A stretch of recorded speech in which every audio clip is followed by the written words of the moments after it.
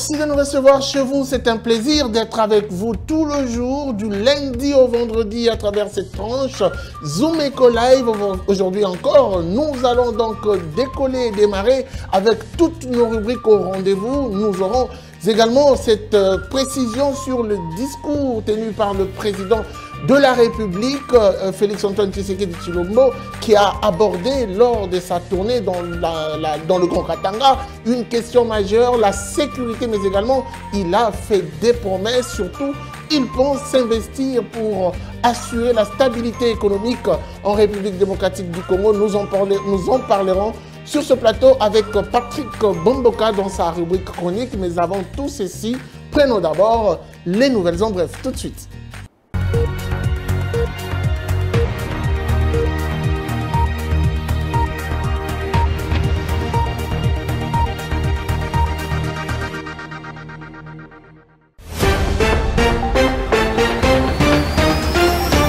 Nouvelles en bref, débuterons avec cette information du président de la République, Félix-Antoine Tshisekedi Tshilombo, qui est arrivé à Kolwezi dans la province du Lualaba. C'est jeudi 13 mai 2021.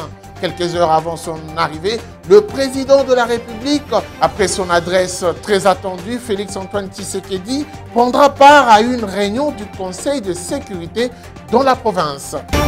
Nouvelle en bref encore, cette fois-ci nous parlons de la Banque mondiale alignée pour financer le projet Kinelenda. La République démocratique du Congo et la Banque mondiale ont procédé ce mercredi 12 mai 2021 à la signature officielle du projet de développement multisectoriel et de résilience urbaine de Kinshasa, approuvé le 30 mars 2021 par le conseil d'administration de la Banque mondiale pour un montant de 500 millions de dollars américains. Mieux connu sous l'appellation de Kinelenda, ce projet financé par l'Association internationale du développement permettra notamment de renforcer les capacités institutionnelles de la gestion urbaine et améliorer l'accès aux infrastructures et aux services.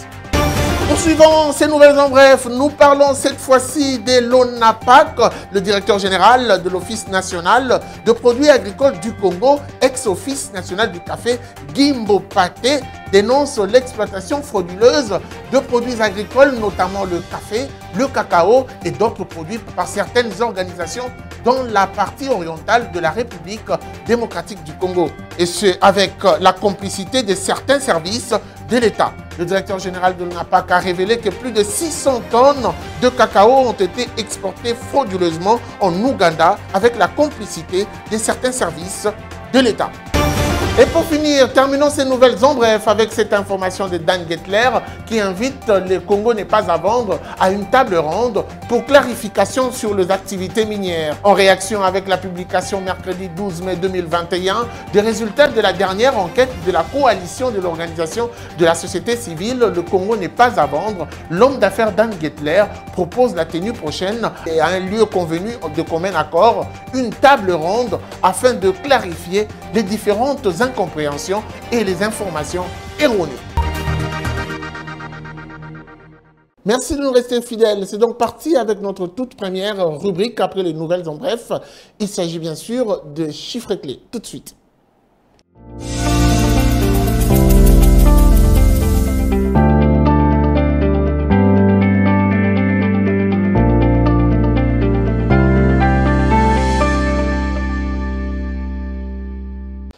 Judith Tunamaka, bienvenue. Merci Guy. Alors, les chiffres clés, c'est avec vous. Qu'est-ce que vous nous ramenez aujourd'hui? Aujourd'hui, nous ferons le point sur les recettes publiques en progression de 60% à fin avril 2021. Okay. Avant tout, commençons par le taux officiel de la Banque centrale du Congo, où 1 dollar se négocie à 1988 francs congolais, un franc CFA se permute à 3,67 centimes et 1 euro s'altère à 2413 francs congolais. Concernant le marché parallèle, nous sommes basés particulièrement à ESO, où 1 dollar se permute à 1980 francs congolais, un franc CFA s'aliène à 3,80 centimes au moment où 1 euro vaut 2420 francs congolais. Alors moi, je vais directement vers les recettes des régies financières. À combien ce chiffre est-elle?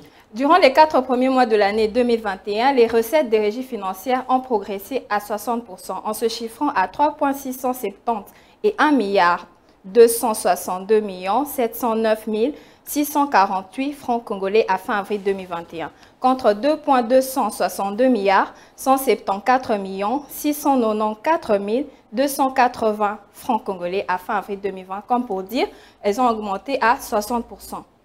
Alors, quel a été le record de la DGI en termes de réalisation, puisque vous parlez des recettes, profitons-en. La DGI, la Direction Générale des Impôts, a sa place en tête des réalisations avec un record de 1,60 milliard de francs congolais sur 1,360 milliards 245 110 507 francs congolais pour le seul mois d'avril. Comme pour dire, pendant le mois d'avril, la Direction Générale des Impôts a réalisé le double des recettes par rapport au mois d'avril 2020. Alors, quels sont les facteurs qui expliquent cette embellie des recettes? Un effort de mobilisation par les régies financières ainsi que les missions d'encadrement des régies depuis août 2020 par l'IGF, qui du reste sont des facteurs explicatifs de cette embellie des recettes en l'absence de la reprise économique.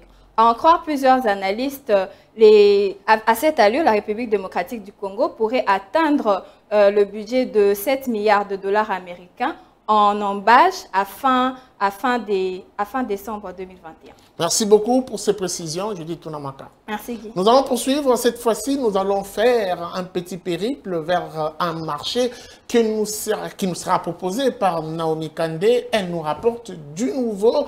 Zoom Wednesday, c'est tout de suite. Suivez.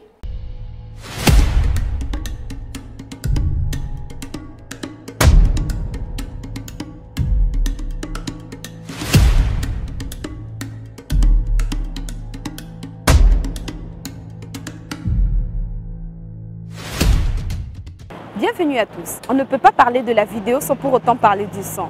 Le marché d'aujourd'hui vous présente le prix des différents outils essentiels pour le professionnel du son. Sans plus tarder, Zoom Wednesday, c'est parti.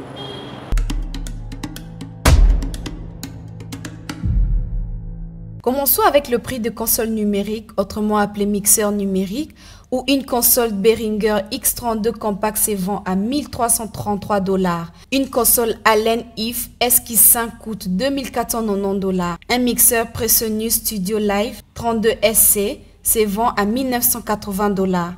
Dans la catégorie de casque studio, un casque Beyer dynamique DT770 revient à 133 $. Un casque Audio-Technica M50 coûte 138 $. Un casque Super Luxe HD coûte 24 $. Un casque Shure SR840 se vend à 111 $. Allons-y dans la catégorie des enregistreurs où un enregistreur Zoom H4n Pro coûte 211 $. Un enregistreur Zoom H6 à 333 $ et un enregistreur Tascam DR40X se vend à 169 $. Pour les cartes son externes, une carte Focusrite de 3e génération coûte 149 $. Une carte Behringer Euphoria UMC22 coûte 43 $. Une carte Motu Ultralight MK5 revient à 759 $. Et une carte Steinberg UR22 coûte 133 $. On a pour vous le prix de micro studio où un micro Rode NT1 coûte 159 $. Un micro Shure SM7B coûte 389 $. Un micro Presonus M7 revient à 59 $. Allons-y dans la catégorie de micro-cravates où un micro Sennheiser MKE40 coûte 319 $. Un micro-cravate Audio-Technica AT831B se vend à 193 $. Un micro Shure MX185 coûte 233 $. Pour le trépied, un trépied baffle de fin de génération coûte 29 $.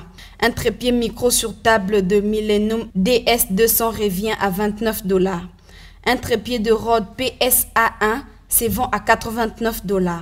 Et un trépied ordinaire pour micro de fin de génération coûte 9,90 $. Merci de nous avoir suivis et retrouvons-nous prochainement avec le même plaisir.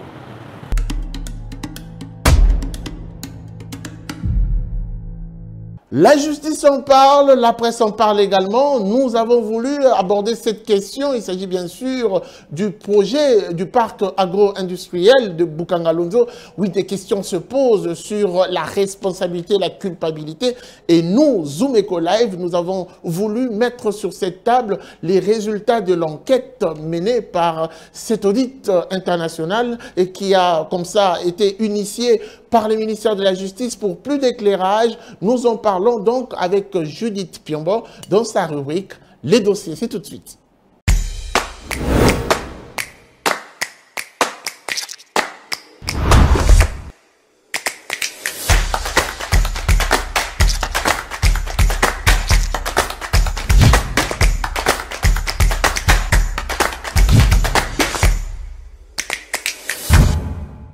Les dossiers, c'est avec vous, Judith Piombo, bienvenue. Merci. Alors aujourd'hui, nous allons revenir sur ce projet du parc agro-industriel de Boukangalonzo. Beaucoup en parlent depuis un temps avec les différents procès, mais également sur la bouche des gens. Qu'est-ce qui doit être retenu sur ce projet? Et rappelons un tout petit peu l'histoire avec cet audit qui a eu lieu. Parlons-en. C'est depuis, pour la petite histoire, c'est depuis le 20 février 2014 que le gouvernement de la République démocratique du Congo, sous la direction de Matata Ponyo, a signé un contrat de gestion avec le partenaire sud-africain Africom Commodities, portant gestion sur le parc agricole agro-industriel de Boukangalonzo. Et donc ce partenariat devrait fournir des services nécessaires pour l'aménagement, la construction, la gestion, l'exploitation de ce parc agro-industriel dans le but de relancer le secteur agricole en République démocratique du Congo et freiner donc les importations des produits alimentaires dans le pays. Alors après cela, beaucoup l'ont taxé d'éléphant blanc puisque le projet n'a pas abouti. Il y a eu ce qu'il y a eu, mais il y a eu aussi un audit qui a été fait. Que dire de cet audit? D'abord, en 2020, il y a eu l'audit d'Ernest et Young, qui sont deux cabinets internationaux d'audit, qui a révélé plusieurs manques. Donc, il indique au niveau institutionnel que le partenariat sud-africain n'a pas mis en RDC un système comptable et financier pour pouvoir permettre de mieux organiser et gérer les opérations en rapport avec Boukangalonzo permanentes pour mieux gérer la transparence, au fait, puisqu'il n'y avait pas assez de transparence. Et donc, toutes les opérations de passation de marché, de gestion financière étaient effectuées directement depuis le siège d'Africom en Afrique du Sud. Ce qui a entraîné une violation donc, à la loi congolaise qui impose toutes les sociétés opérant sur le territoire national de tenir également leur comptabilité dans le pays, ce qui n'a pas été fait.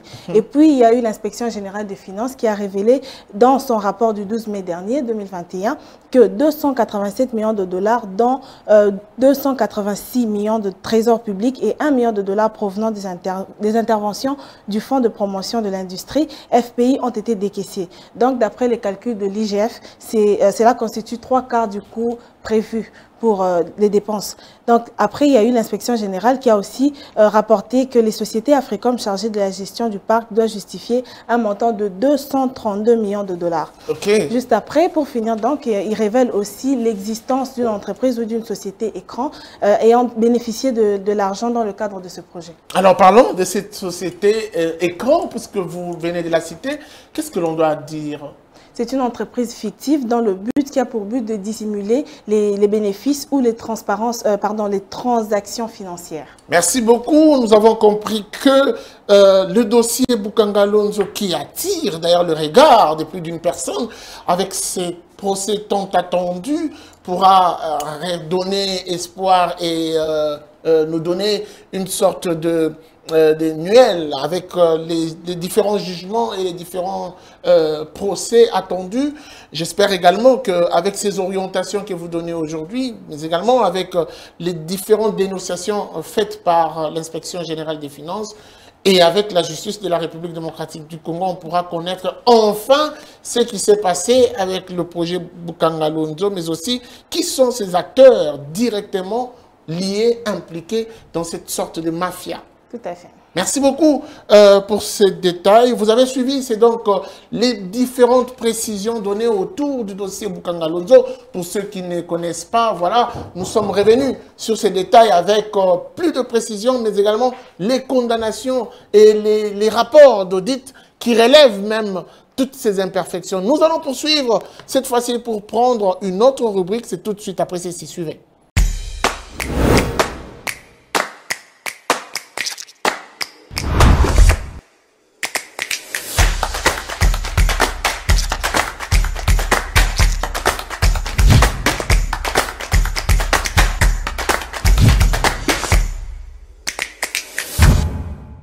La chronique du jour, c'est avec Patrick Bomboka que nous allons l'aborder. Il s'agit bien sûr de cette tournée ou cette visite du président de la République, Félix-Antoine Tshisekedi Tshilombo, dans le Grand Katanga. Deux questions majeures et prioritaires étaient à l'ordre du jour. Essentiellement, nous parlons de la sécurité, mais également de la relance de l'économie, de l'appui que devrait apporter cette province minière à l'économie nationale. On en parlera donc avec Patrick Bomboka. C'est tout de suite. Suivons d'abord l'extrait choisi du discours du président de la République. Tout de suite. Donc, bozomona que souci nabiso ezali kobongisa activité économique poto ebi que na activité économique wanande tokobota richesse oyo ekopermettre biso tobongisa mboka na biso tobongisa situation ya bakongolais. Yango wana nazali très sévère na ba investisseur o bazali koyaka ka kozwa biloko na biso mais bazali kolinga kokomisa biso pe ba richité. Or na likambo yo ya investissement ezalaka toujours gagnant. Yo ye na mbongo na yo mais okutinga pe na ba minere na ngai. Otie mbongo na yo ngai na tie minere na ngai. Yo sepeli, ngai na sepeli. Boete. Le président de la République, Félix-Antoine Tshisekedi Tshilombo, séjourne depuis quelques heures dans le Grand Katanga. Oui, c'est une visite, mais également une opportunité pour lui de s'adresser à la population. Deux points étaient à l'ordre du jour, prioritairement la sécurité, mais également l'économie nationale. Comment faire pour booster cette économie au regard des urgences, mais aussi la nécessité ou les nécessités qui sont face à ce gouvernement Sama Lukonde. Nous recevons sur ce plateau Patrick Bomboka dans sa rubrique chronique spécialement. Aujourd'hui avec lui, nous allons échanger sur ses attentes économiques. Patrick Bomboka, bienvenue. Bonjour Guy. Alors, qu'est-ce que l'on doit prioritairement retenir de cette visite du président de la République dans le Grand Katanga, principalement pour ce qui concerne l'économie? Eh bien, il n'y a pas une très grande surprise, parce que dans les propos du président de la République, il reprend la volonté du gouvernement Sama Lukonde. Il s'agit aujourd'hui de voir clair dans le secteur minier. On évoque éventuellement beaucoup de pertes pour des contrats mal négociés, pour des contrats qui n'ont pratiquement rien apporté dans le caisse de l'État. Il s'agit de deux options principales. D'un côté, il y a la révisitation de tous les contrats qui sont en phase d'aboutissement, éventuellement pour certains contrats qui sont en cours, mais qui n'apportent pas grand-chose dans l'assiette de l'État congolais, il faudrait envisager donc une sorte de renégociation avec le partenaire pour que le gouvernement congolais arrive à gagner des revenus suffisants pour son grand projet, son projet ambitieux dans le cadre de l'Union sacrée de la nation. Et cette renégociation de ces différents contrats nécessitait un déplacement physique? C'est pour accentuer sur quel aspect de choses? Vous savez très bien que le Congo est un scandale géologique, et si l'on doit situer une province, une ville, Lubumbashi serait la capitale du monde en matière de cuivre, en matière de cobalt. Donc c'était bien trouvé pour le président qui se trouve à Lubumbashi devant le Louchois de leur dire la vérité, sa part de vérité dans ces contrats, dans ces différents contrats miniers. Il leur dit clairement que le principe de base devrait être gagnant-gagnant. Tu apportes le financement, nous mettons à ta disposition des gisements et tout le monde gagne en termes d'intérêt, en termes de bénéfices. Cette négociation ou renégociation doit toujours passer par ces grands commissionnaires qui fait un tout petit peu la loi, Gettler, Dan Gettler. Il ne s'agit pas d'une fixation ici, il s'agit des intérêts dans tout le contrat où l'État congolais ne se retrouve pas.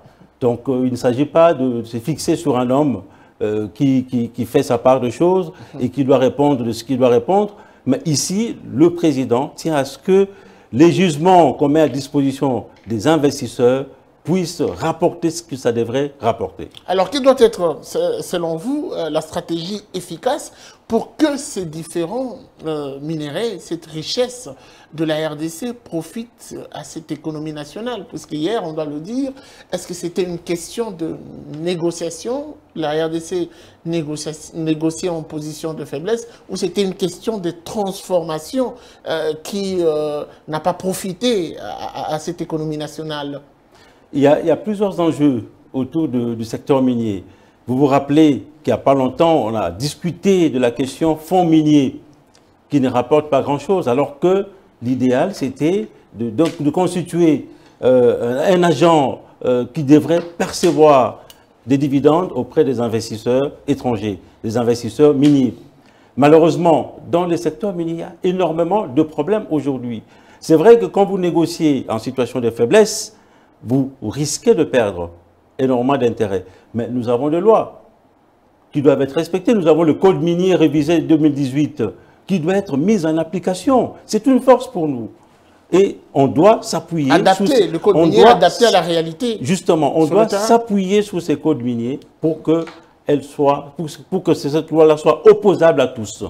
Tout le monde doit être assujetti à cette loi. Tout le monde doit l'appliquer, tout le monde doit l'observer. Alors, comment se présente l'agenda du président après Lubumbashi? Selon notre correspondante qui est sur place à Kolwezi déjà, le président doit arriver à Kolwezi, où il doit également communier avec cette population pour la première fois depuis son accession au pouvoir. Eh bien, il pourra visiter certaines industries locales, industries minières, une usine de KCC, où il devra passer quelques temps pour voir l'évolution des activités. Merci à vous, Patrick Bomboka, pour ces précisions. Je vous remercie. Nous allons donc prendre en ligne, puisqu'il a annoncé notre correspondant. Elle s'appelle Nadine, avec elle nous allons revenir sur cet agenda du président de la République, mais également les différentes audiences qu'il pourra accorder sur place, si pas Lubumbashi, à Kolwezi. Nous serons en ligne avec elle tout de suite après ceci. Suivez.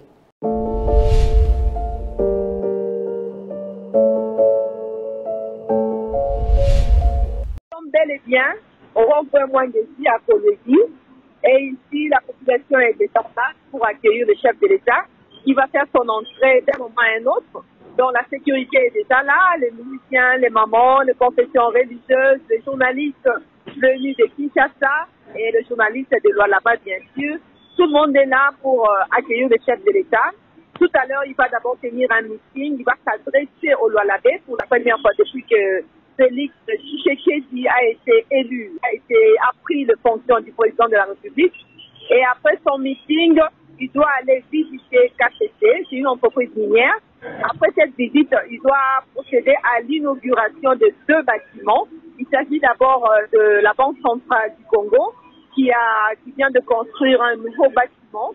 Et ensuite, il ira inaugurer les bâtiments qui lui servira à des résidences résidentielles.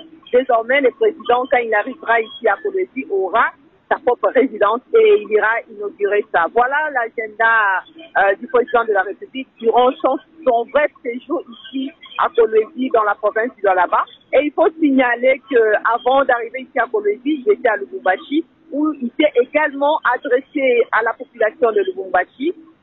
Voilà, c'est tout ce qu'il y a pour le moment. Et d'un moment à un autre, nous vous ferons savoir de quoi il était question dans son adresse à la population de Kolwezi. Certaines indiscrétions parlent également d'une réunion avec les mining. Est-ce que cela est prévu? Oui, cela est également prévu.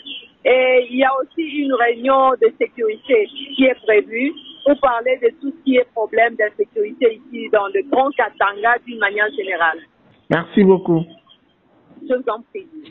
Quels sont les différents rendez-vous du 13 mai 2021? C'est parti avec l'agenda qui nous sera donc proposé par Adassa Grace. Tout de suite.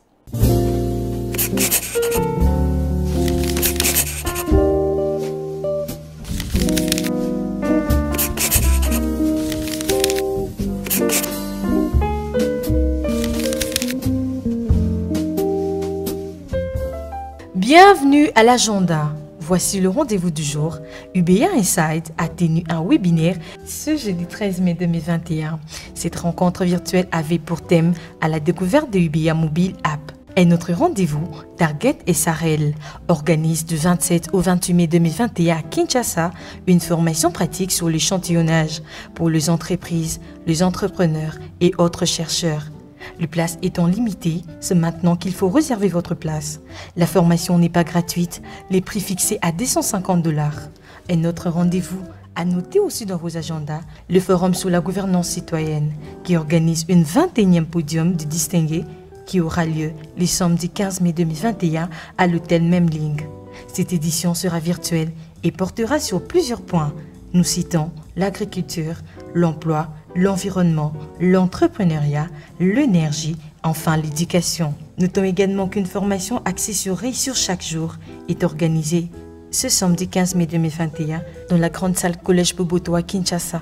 Le frais des participations fixé à 10 $. Merci de nous avoir suivis. Au revoir.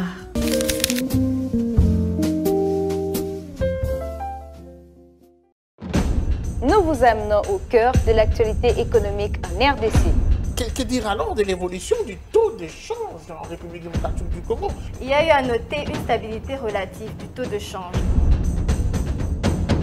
Tout savoir sur la conjoncture économique, les différents taux de change officiels et parallèles.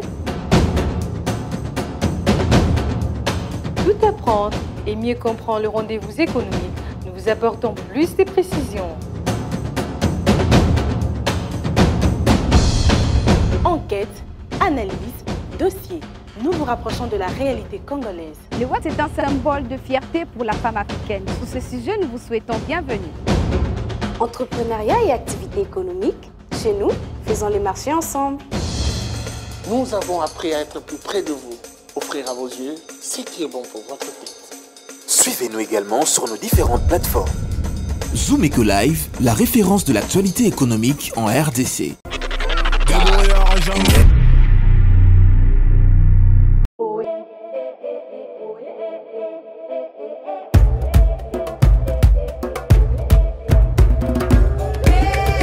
Ezalaki boye nazosomba bapanie nakokoka lisusu kosomba panie te à cause ya conjoncture ya mboka ndenge ezali mbongo ndenge eza te okomi fo kende osomi mwa mipiku yo mpo oye omodifie mwa mpo oyeba kozwela bana mwa matembele kozwela mwana mwa transport ya classe.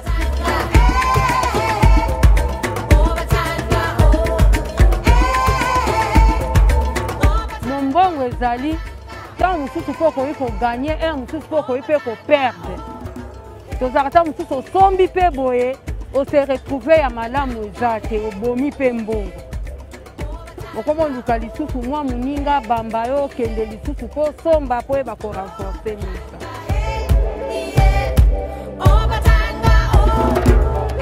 Badifficulté eza mwa mingi okoki okende libongo ta mosusu okoki osomba biloko boye eza te mona biloko eza te donc tozivre kaka ndenge wana donc na pasi donc to bato vivre na pasi vraiment efengo eza te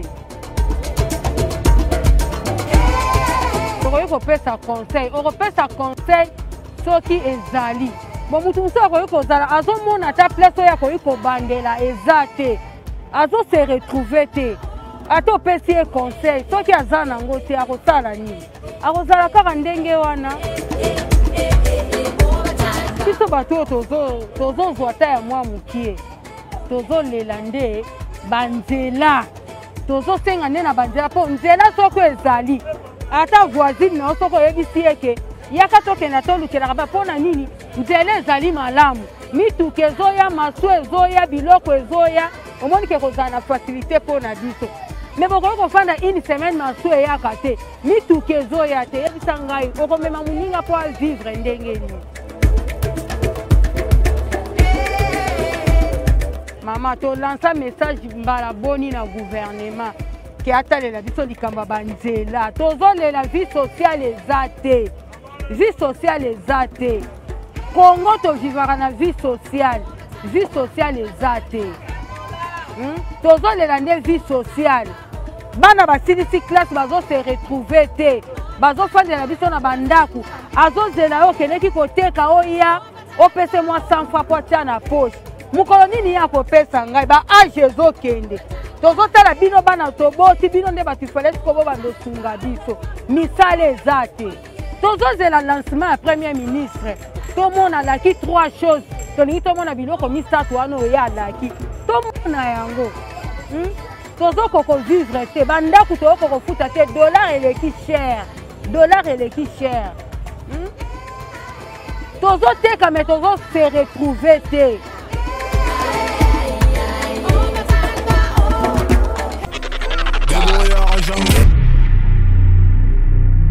Merci de nous avoir suivis. C'en est fini pour ce numéro Zoom Eco Live. N'hésitez pas de liker nos vidéos sur nos différentes plateformes. La suite, ça sera sans doute au prochain numéro avec le même plaisir. Au revoir et à très vite.